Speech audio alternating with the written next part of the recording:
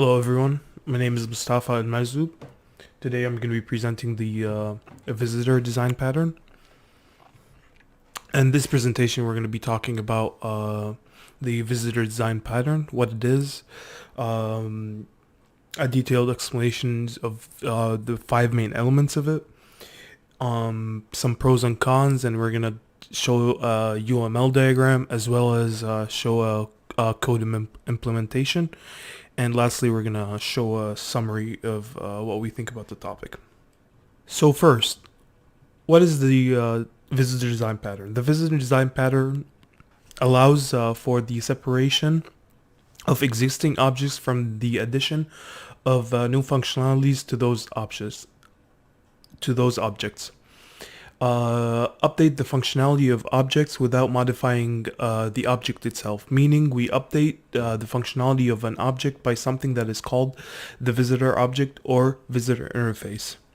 The visitor interface includes all the additional methods into these objects. These objects would call the visitor interface to allow us to implement those new methods. We can completely change the existing object without actually modifying those objects by implementing the visitor interface. Now we're going to be talking about the breakdown of the visitor pattern. First, we have the visible interface is the interface for the object that will later be given extended functionality. Next, we have concrete visitable, implements the visible interface. Visitor, the interface which appends functionality to visitable objects. Concrete visitor, it implements the visitor interface. Accept is the function, is the method in the visitable which takes a visitor object. Visit is the method in the visitor which modifies the visitor objects. Just to sum this up, the visible interface is what is implemented by the concrete visitor, which is used to update the functionality of the concrete visible objects. The visible objects typically use an accept method, which is what accepts a visitor and allows for the visitor object to make changes to the visible object without actually modifying that initial object. Then the visit method is a method in the visitor which is what would actually contain the updated functionality. Now we're going to be talking about the UML diagram. This is basically just a simple UML diagram for the visitor pattern. So for this diagram, you have your concrete visitor, which extends the visitor interface, and then you have your concrete visitable, which extends your visible interface. So usually you would have multiple concrete visitables objects that would be used by the client and could be used by one or more visitors. So typically there would be multiple visitables to one visitor. Here are some pros and cons about this pattern. Some pros are adding an action to all elements is really easy, as you only have to implement the visitor interface. Another one is you regroup actions common to many elements in one single visitor class. Some disadvantages, the code of the element objects are spread out in all visitor objects. Therefore, the element's logic lives in many classes. Thus, it makes the code harder to read. Now we're going to be moving to the coding part, or the code that we're going to show. Here I put the code into sort of a UML diagram type of thing. So here we have an example of a tax calculator, which calculates the tax of different items sold in Walmart, for example. In this code example, we're gonna have two items: food and cigarettes, tobacco. Mainly because they are two different products which are taxed differently. Because that's how the tax system is made. So here we have the food visible, which extends the visible interface, and the tobacco visible, which extends the visible interface. The implementation of the visible interface, which is implemented in the food and tobacco objects, In each object there is a price, and then there's a constructor which sets the price.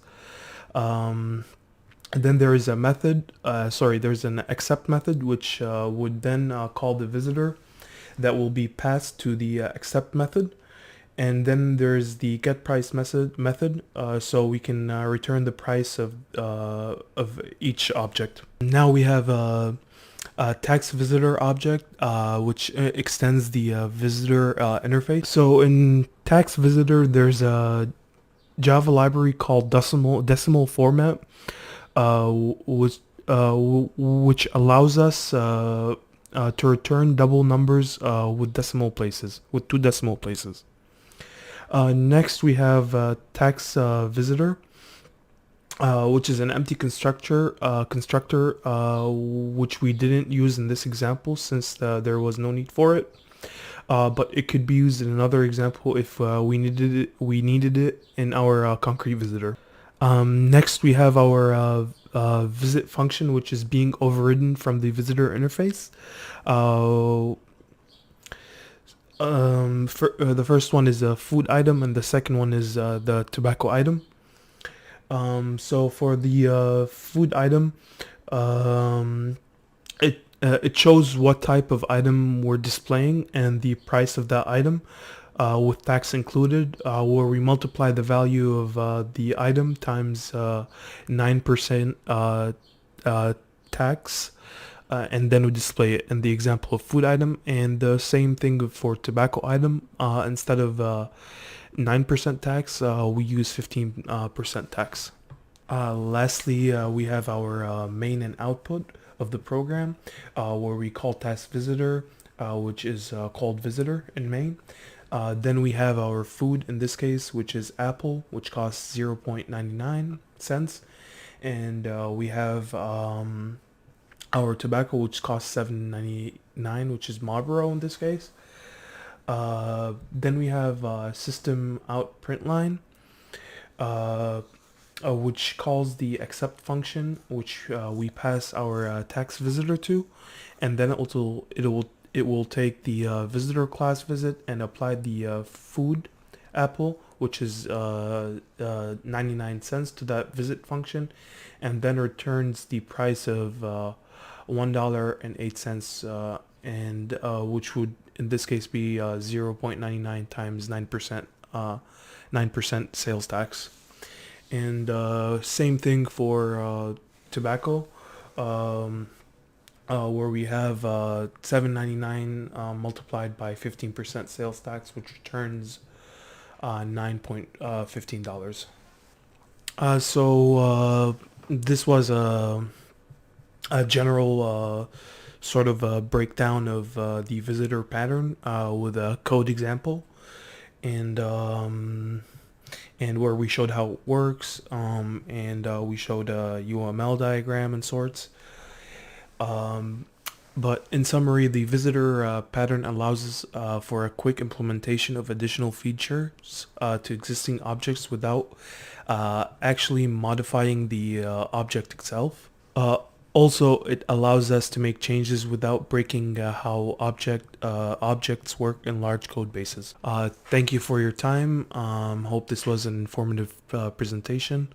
My name is Mustafa Al-Mazub. You have a great day.